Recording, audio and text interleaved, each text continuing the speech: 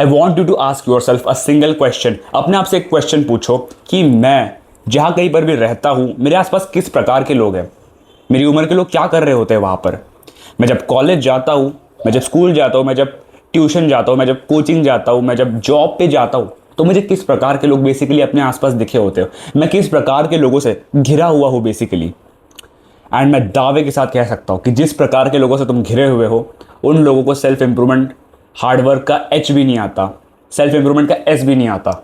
उन लोगों को लिटरली कुछ नहीं आता, उनको सिर्फ गुलाम बनना आता है। ठीक है, they are weak ass motherfuckers, they are retarded motherfuckers. उनको लिटरली भाई सिर्फ पॉन देखकर मास्टरबेट करना आता है, या तो उनको 8-8 10-10 घंटे मोबाइल चलाना आता है, उनको या तो लड़कीबाजी करना आती है, या तो उनको सिर्फ दोस्तों के साथ गेड़ियाँ मारनी आती है, बकचोदियाँ काटनी आती है। That's all what they do, that's it. इतना ही सब काम आता है उनको, इससे ज़्यादा उनकी कोई औकात नहीं है। आई नो कि मैं ये स्टेटमेंट बोल के बहुत सारे लोगों को ऑफेंड कर रहा हूँ, but that's the fucking reality. इन प्रकार के लोगों को तुम अपना कंपटीशन बोलते हो।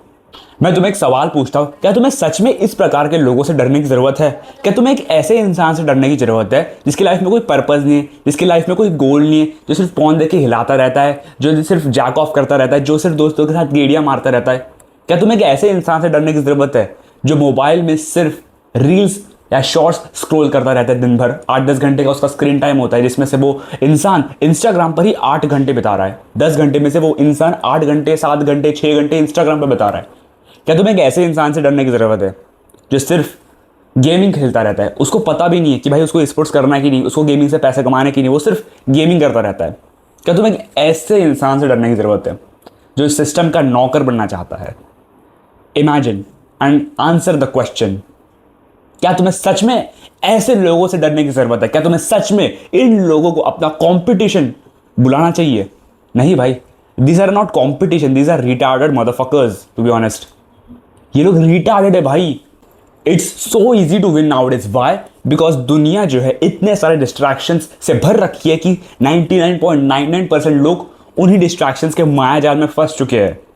मॉडर्न वर्ल्ड का नाम मॉडर्न वर्ल्ड नहीं, डिस्ट्रैक्टेड वर्ल्ड होना चाहिए था।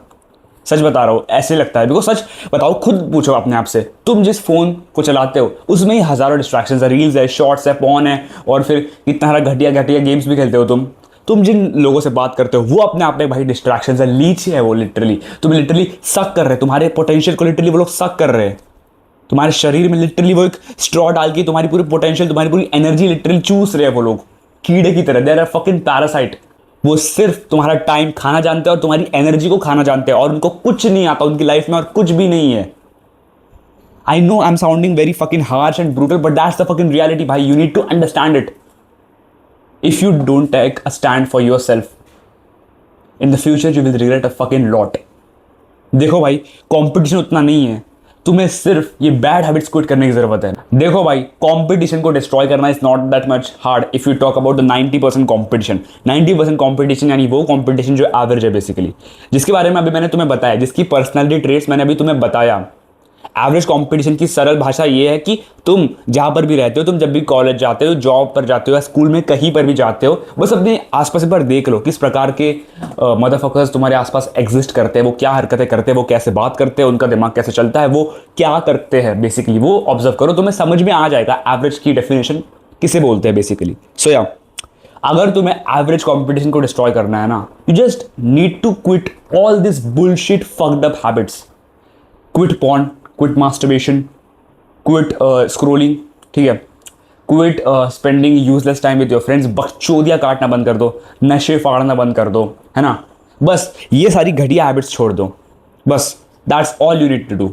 ये घटिया हैबिट्स भी छोड़ दोगे ना, तुम 90% कॉम्पिटिशन को ऑलरेडी बेरहमी से कुचल चुके हो by just quitting all this fucking habit. So yeah man, 90% को हराना is not much a fucking big deal, but हाँ, जो 10% है वो खतरनाक लोग हैं भाई, वो तुम्हारी मार सकते हैं, बिकॉज वो एक्चुअली में कंपटीशन है। 90% तो सिर्फ नाम का कंपटीशन है, जो इतनी भीड़ दिख रही है ना, बट 10% वो एक्चुअल में पावरफुल बंदे हैं जो घिस रहे हैं, जो एक्चुअली कॉन्कर कर रहे चीज़ें। सो या destroying 90% is not that much hard. If you found this video valuable bro, you know what to do. You can subscribe if you want to. तब तक के लिए हम मिलेंगे अगले वीडियो में। Be relentless and dominate.